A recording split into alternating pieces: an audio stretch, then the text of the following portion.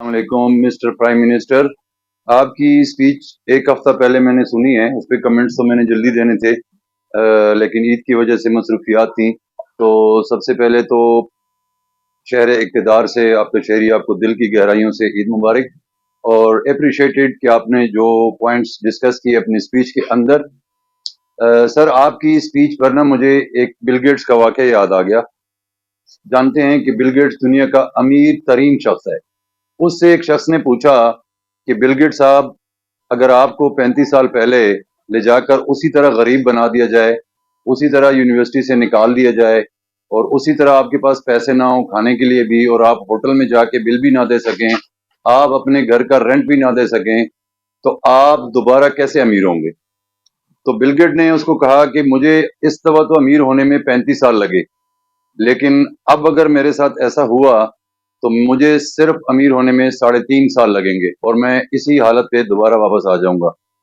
तो उस शख्स ने बड़ा हैरानगी से पूछा कि ऐसा आप क्या करेंगे कि पहले आप 35 साल में अमीर हुए और अभी आप 3.5 साल में अमीर होंगे? तो बिल गेट ने बड़ा एक तारीखी जुमला बोला। उसने कहा कि जब मैंने पहले स्टार्ट लिया था तो मुझे ये नहीं पता था कि मैंने जिंदगी में कौन से काम करने हैं और कौन से काम नहीं करने, और अब मुझे ये पता है कि मैंने कौन सा काम करना है, और मैंने उसी को शुरू कर देना है और अपनी हालत पे दोबारा वापस आ जाना है।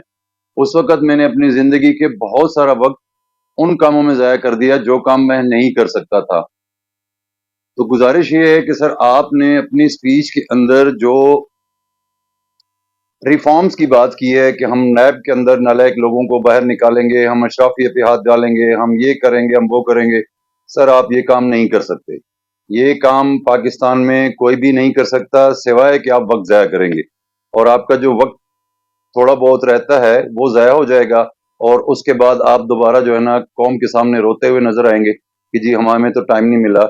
आपके अंदर अल्हम्दुलिल्लाह 2 एक्सपर्टीज हैं। जितनी भी पॉलिटिकल पार्टीज हैं उनके अंदर आप एक वाहिद शख्सियत है जिसमें 2 एक्सपर्टीज हैं। एक तो आप प्रोजेक्ट के स्पेशलिस्ट हैं, आपको इंटरनेशनली भी और पाकिस्तान में भी एक बेस्ट एडमिनिस्ट्रेटर समझा जाता है, और दूसरा जो सबसे बड़ी खासियत है आपके अंदर, एक्सपर्टीज है, वो है कि आप पाकिस्तान की पॉलिटिकल डायनेमिक को बहुत अच्छी तरह समझते हैं कि पाकिस्तान की पॉलिटिकल डायनामिक्स क्या हैं, पाकिस्तान का पावर हब कहाँ पे है, पाकिस्तान की ताकत का मरकज कहाँ पे है, मैंने मसलहत से कैसे चलना है। यानी आप पाकिस्तान की पॉलिटिकल डायनामिक्स और जो मसलहत है इसके अंदर आपकी बहुत एक्सपर्टीज है। आप अपनी इन एक्सपर्टीज को यूटिलाइज करें, मत वक्त जाया करें उन कामों के ऊपर जो आप कर ही नहीं सकते। सो दैट मैंने जनरली वो पढ़ रहा था बिल गेट्स का, तो मैंने कहा चले मैं एक पाकिस्तानी शहरी की हैसियत से आपको एक सजेशन के तौर पे, सर आप एस्टेब्लिशमेंट के साथ बिल्कुल वन पेज पर हैं और एस्टेब्लिशमेंट आप ही को लाइक करती है। सो आप फोकस ऑन योर गोल। कोई मसला नहीं, किसी को अच्छा लगता है, किसी को बुरा लगता है। यहाँ पे पाकिस्तान के अंदर जितने भी लोग हैं वो एक ही प्ले स्टोर से डाउनलोडेड हैं, इसमें कोई टेंशन वाली बात नहीं है।